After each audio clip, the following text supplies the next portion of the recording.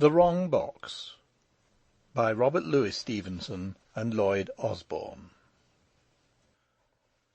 Chapter 5. Mr. Gideon Forsyth and the Gigantic Box. It has been mentioned that at Bournemouth Julia sometimes made acquaintances. It is true she had but a glimpse of them before the doors of John Street closed again upon its captives, but the glimpse was sometimes exhilarating, and the consequent regret was tempered with hope. Among those whom she had thus met a year before was a young barrister of the name of Gideon Forsyth. About 3 o'clock of the eventful day when the magistrate tampered with the labels, a somewhat moody and distempered ramble had carried Mr. Forsyth to the corner of John Street, and about the same moment Miss Hazeltine was called to the door of number 16 by a thundering double knock. Mr. Gideon Forsyth was a happy enough young man. He would have been happier if he had had more money and less uncle. £120 a year was all his store, but his uncle, Mr. Edward Hugh Bloomfield, supplemented this with a handsome allowance and a great deal of advice, couched in language that would probably have been judged intemperate on board a pirate ship. Mr. Bloomfield was indeed a figure quite peculiar to the days of Mr. Gladstone, what we may call, for the lack of an accepted expression, a squire radical. Having acquired years without experience, he carried into the radical side of politics those noisy after-dinner table passions which we are more accustomed to connect with Toryism in its severe and senile aspects. To the opinions of Mr. Bradlaugh, in fact, he added the temper and sympathies of that extinct animal, the squire. He admired pugilism, he carried a formidable oaken staff, he was a reverent churchman, and it was hard to know which would have more volcanically stirred his choler, a person who should have defended the established church, or one who should have neglected to attend its celebrations. He had, besides, some levelling catchwords, justly dreaded in the family circle, and when he could not go so far as to declare a step un-English, he might still, and with hardly less effect, denounce it as unpractical. It was under the ban of this lesser excommunication that Gideon had fallen. His views on the study of law had been pronounced unpractical, and it had been intimated to him, in a vociferous interview punctuated with the oaken staff, that he must either take a new start and get a brief or two, or prepare to live on his own money. No wonder if Gideon was moody. He had not the slightest wish to modify his present habits, but he would not stand on that, since the recall of Mr. Bloomfield's allowance would revolutionize them still more radically. He had not the least desire to acquaint himself with law. He had looked into it already, and it seemed not to repay attention, but upon this also he was ready to give way. In fact, he would go as far as he could to meet the views of his uncle, the squire radical. But there was one part of the programme that appeared independent of his will. How to get a brief? There was the question. And there was another, and a worse.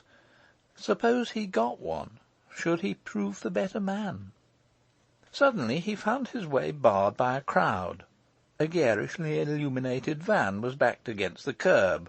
From its open stern, half resting on the street, half supported by some glistening athletes, the end of the largest packing-case in the county of Middlesex might have been seen protruding, while on the steps of the house the burly person of the driver and the slim figure of a young girl stood as upon a stage, disputing. "It's not for us," the girl was saying.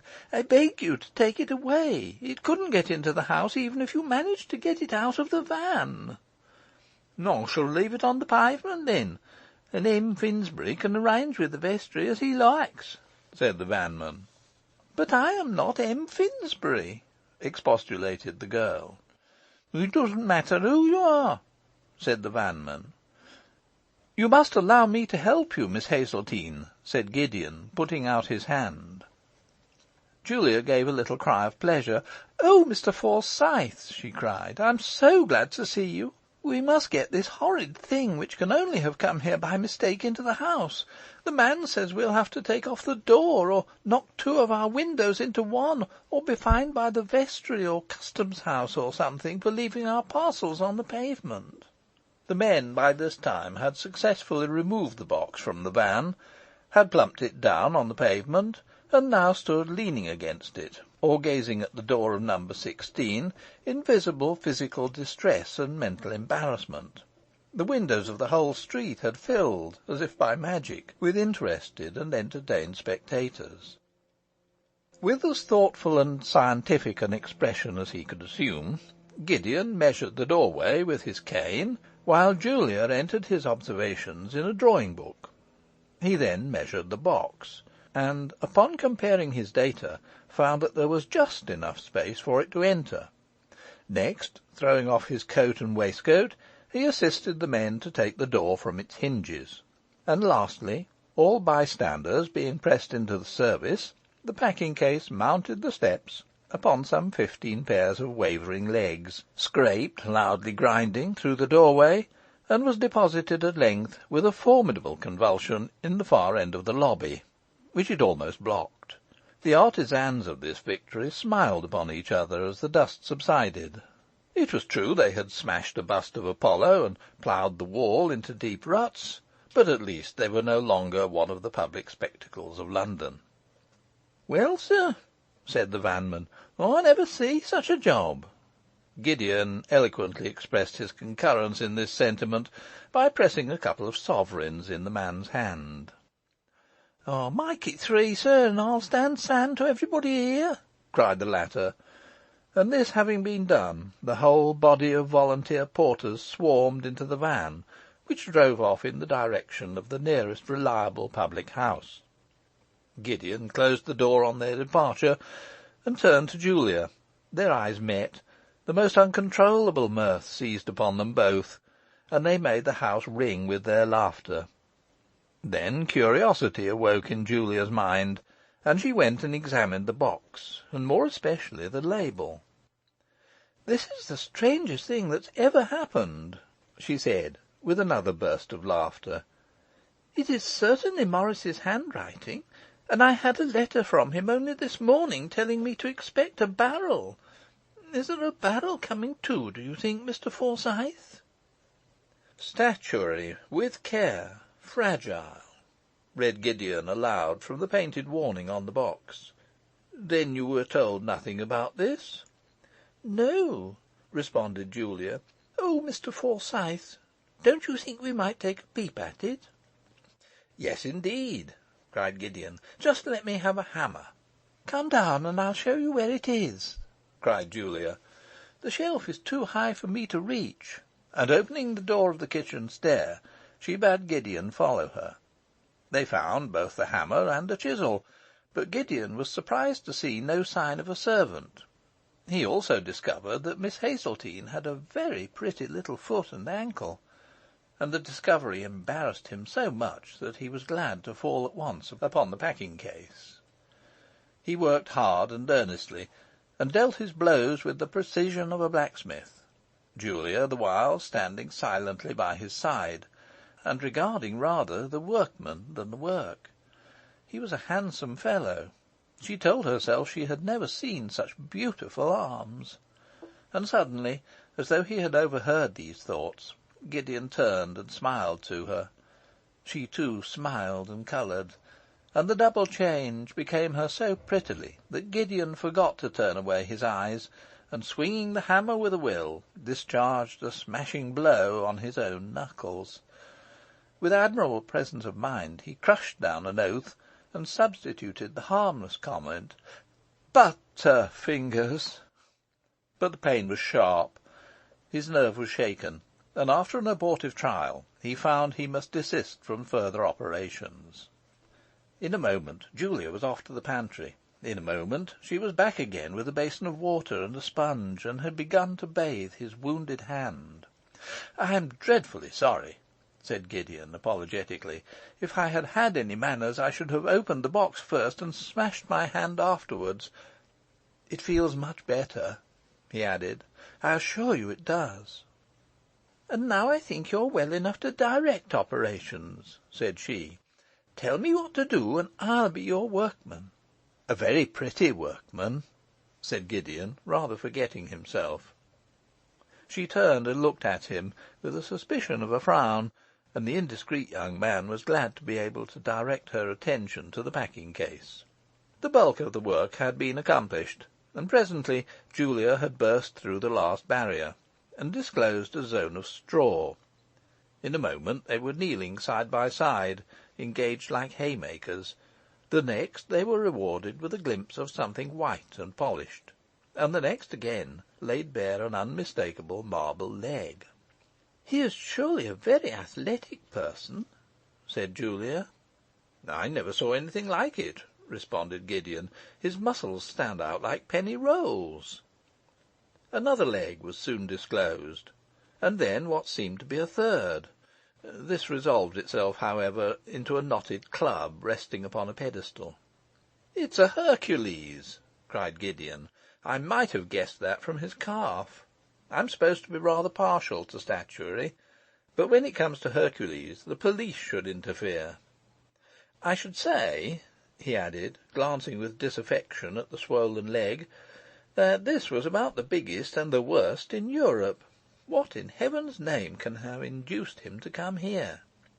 "I suppose nobody else would have a gift of him," said Julia, "and for that matter I think we could have done without the monster very well." "Oh, don't say that," returned Gideon. "This has been one of the most amusing experiences of my life." "I don't think you'll forget it very soon," said Julia. "Your hand will remind you." "Well, I suppose I must be going," said Gideon reluctantly. "No," pleaded Julia. "Why should you? Stay and have tea with me." "If I thought you really wished me to stay," said Gideon, looking at his hat, "of course I should only be too delighted." "What a silly person you must take me for!" returned the girl. "Why, of course I do. And besides, I want some cakes for tea, and I've nobody to send. Here is a latchkey." Gideon put on his hat with alacrity, and casting one look at Miss Hazeltine, and another at the legs of Hercules, threw open the door and departed on his errand. He returned with a large bag of the choicest and most tempting of cakes and tartlets, and found Julia in the act of spreading a small tea table in the lobby. "The rooms are all in such a state," she cried, "that I thought we should be more cosy and comfortable in our own lobby and under our own vine and statuary." "Ever so much better," cried Gideon delightedly. "Oh, what adorable cream tarts!" said Julia, opening the bag. "And the dearest little cherry tartlets, with all the cherries spilling out into the cream." "Yes," said Gideon, concealing his dismay. "I knew they would mix beautifully. The woman behind the counter told me so." "Now," said Julia, as they began their little festival, "I'm going to show you Morris's letter. Read it aloud, please, because perhaps there's something I have missed." Gideon took the letter, and, spreading it out on his knee, read as follows: "Dear Julia, I write you from Browndean, where we are stopping over for a few days. Uncle was much shaken in that dreadful accident, of which I dare say you have seen the account. Tomorrow I leave him here with John, and come up alone. But before that you will have received a barrel containing specimens for a friend. Do not open it on any account, but leave it in the lobby till I come. Yours in haste, M. Finsbury. P.S. Be sure and leave the barrel in the lobby." "No," said Gideon, "there seems to be nothing about the monument." And he nodded, as he spoke, at the marble legs. "Miss Hazeltine," he continued, "would you mind my asking a few questions?" "Certainly not," replied Julia. "And if you can make me understand why Morris has sent a statue of Hercules instead of a barrel containing specimens for a friend, I shall be grateful till my dying day." "And what are specimens for a friend?" "I haven't a guess," said Gideon. "Specimens are usually bits of stone, but rather smaller than our friend the monument. Still, that's not the point. Are you quite alone in this big house?" "Yes, I am at present," returned Julia. I came up before them to prepare the house and to get another servant, but I couldn't get one I liked." "Then you are utterly alone," said Gideon in amazement. "Are you not afraid?" "No," responded Julia stoutly. "I don't see why I should be more afraid than you would be. I'm weaker, of course, but when I found I must sleep alone in the house, I bought a revolver, wonderfully cheap, and made the man show me how to use it." "And how do you use it?" demanded Gideon, much amused at her courage. "Why," said she with a smile, "you pull the little trigger thing on top, and then, pointing it very low, for it springs up as you fire, you pull the underneath little trigger thing, and it goes off as well as if a man had done it." "And how often have you used it?" asked Gideon. "Oh, I have not used it yet," said the determined young lady, "but I know how, and that makes me wonderfully courageous, especially when I barricade my door with a chest of drawers." "I'm awfully glad they're coming back soon," said Gideon. "This business strikes me as excessively unsafe. If it goes on much longer, I could provide you with a maiden aunt of mine, or my landlady, if you preferred." "Lend me an aunt?" cried Julia. "Oh, what generosity! I begin to think it must have been you that sent the Hercules." "Believe me," cried the young man, "I admire you too much to send you such an infamous work of art." Julia was beginning to reply, when they were both startled by a knocking at the door. "Oh, Mr. Forsyth!" "Don't be afraid, my dear girl," said Gideon, laying his hand tenderly on her arm. "I know it's the police," she whispered. "They are coming to complain about the statue." The knock was repeated. It was louder than before, and more impatient. "It's Morris!" cried Julia, in a startled voice, and she ran to the door and opened it. It was indeed Morris that stood before them. Not the Morris of ordinary days, but a wild-looking fellow, pale and haggard, with bloodshot eyes, and a 2 days' beard upon his chin. "The barrel!" he cried. "Where's the barrel that came this morning?" And he stared about the lobby, his eyes, as they fell upon the legs of Hercules, literally goggling in his head. "What is that?" he screamed. "What is that waxwork? Speak, you fool! What is that? And where's the barrel? The water butt?" "No barrel came, Morris," responded Julia coldly. "This is the only thing that has arrived." "This!" shrieked the miserable man. "I never heard of it." "It came addressed in your hand," replied Julia. "We had nearly to pull the house down to get it in, and that is all I can tell you." Morris gazed at her in utter bewilderment. He passed his hand over his forehead. He leant against the wall like a man about to faint. Then his tongue was loosed, and he overwhelmed the girl with torrents of abuse. Such fire, such directness, such a choice of ungentlemanly language, none had ever before suspected Morris to possess. And the girl trembled, and shrank before his fury.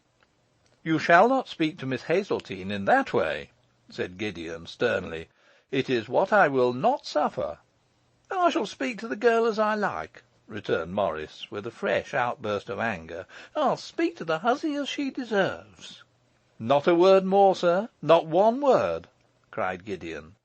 "Miss Hazeltine," he continued, addressing the young girl, "you cannot stay a moment longer in the same house with this unmanly fellow. Here is my arm. Let me take you where you will be secure from insult." "Mr. Forsyth," returned Julia, "you are right. I cannot stay here longer, and I am sure I trust myself to an honourable gentleman." Pale and resolute, Gideon offered her his arm, and the pair descended the steps, followed by Morris, clamouring for the latch-key. Julia had scarcely handed the key to Morris before an empty hansom drove smartly into John Street. It was hailed by both men, and as the cabman drew up his restive horse, Morris made a dash into the vehicle. "Sixpence above fare," he cried recklessly. "Waterloo Station for your life. Sixpence for yourself." "Make it a shilling, governor," said the man, with a grin. "The other parties were first." "A shilling, then." cried Morris, with the inward reflection that he would reconsider it at Waterloo. The man whipped up his horse, and the hansom vanished from John Street. Chapter 5